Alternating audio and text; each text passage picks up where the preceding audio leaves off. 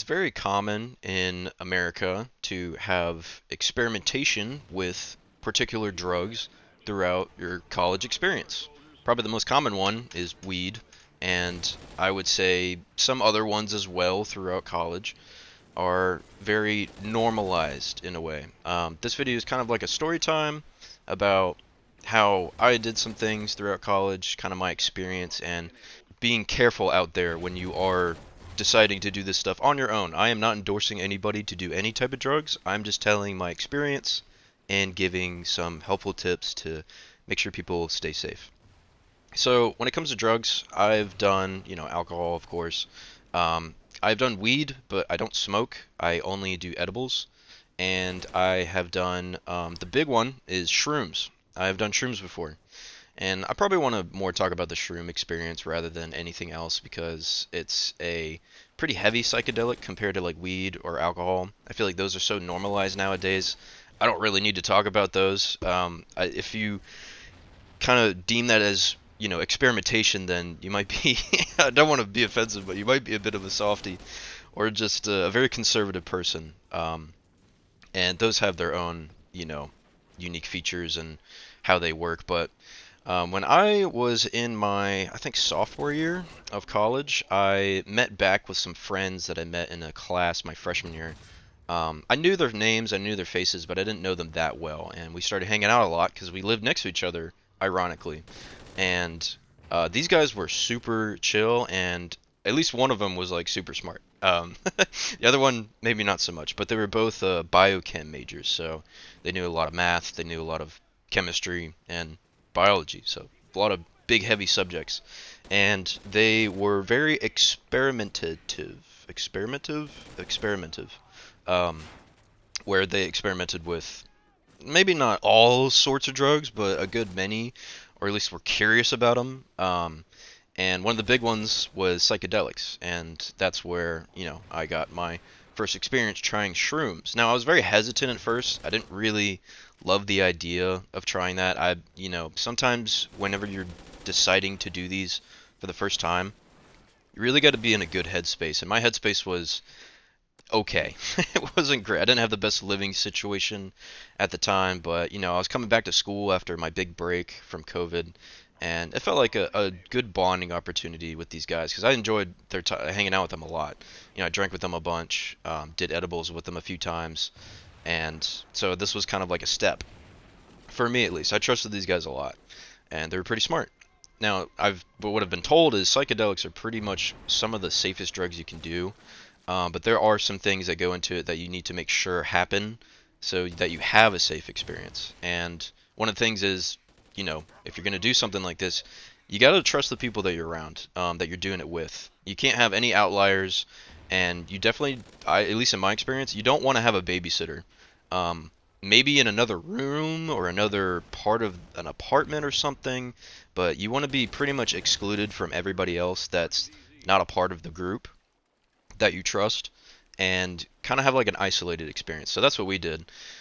We did it in my buddy's apartment, and we did go outside at one point. I will say that.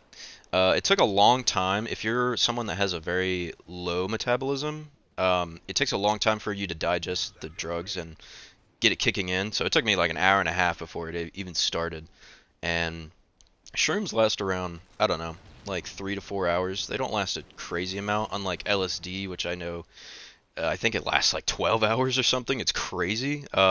It's good to have a lot of time on your hands. Do this on a Saturday or something where you don't have anything to do and you're not relying on anybody calling you or anything.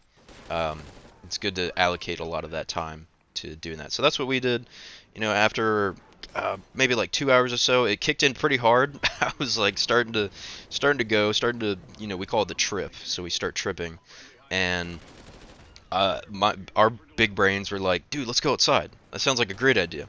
And it was fine. It felt really weird walking around. If you can imagine like everything you're looking at like in your room at this very moment, imagine it in like a fishbowl lens type of feel, like a vision.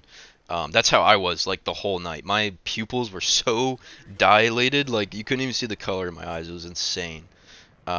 So I was tripping pretty hard. At least that first experience I was.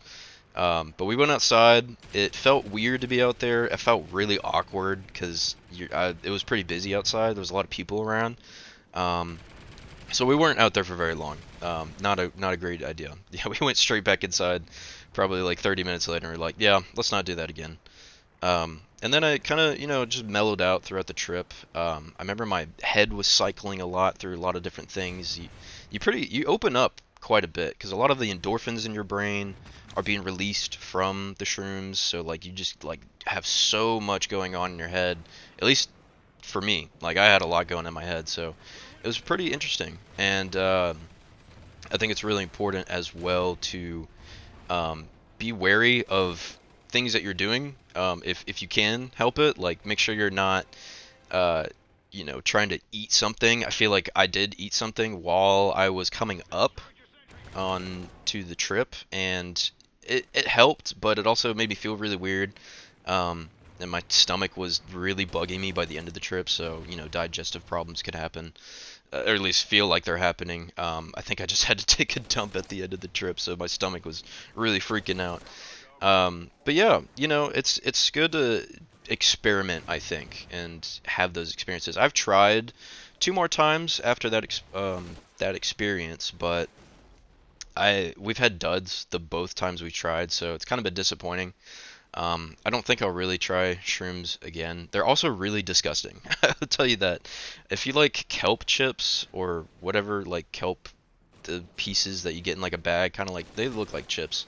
If you like that, then you might be able to stomach something like shrooms, but I wouldn't really recommend trying to eat it anyways. It's kind of like a barrier to entry. It's like, well, you got to eat this really gross thing to experience this kind of awesome thing, depending how good the shrooms you got are. And apparently, we've not gotten very good shrooms in the past two attempts.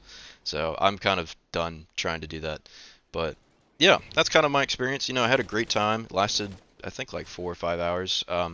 Again, if you have a high metabolism, then you're gonna get hit with it pretty quick. We had a buddy that was like 10 minutes in and he was already gone, and it took me like an hour and a half to get started.